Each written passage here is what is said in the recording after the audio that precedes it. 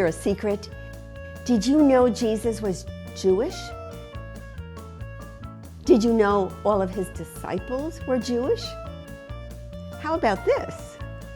Did you know the New Testament, the Christian Bible, was written entirely by Jewish men, with the possible exception of Luke?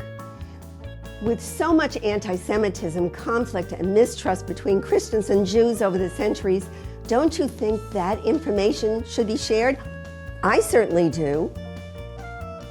And for the last 30 years, my husband Neil, a Messianic rabbi, and me, a child of Abraham by faith in Yeshua, did just that.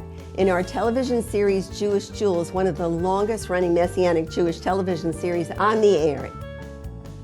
In this series, we explain the Jewish roots of Christianity, the importance of the Jewish feasts, and the Jewish prophecies that point to the true identity of the Jewish Messiah, his virgin birth, miraculous life, crucifixion, and resurrection.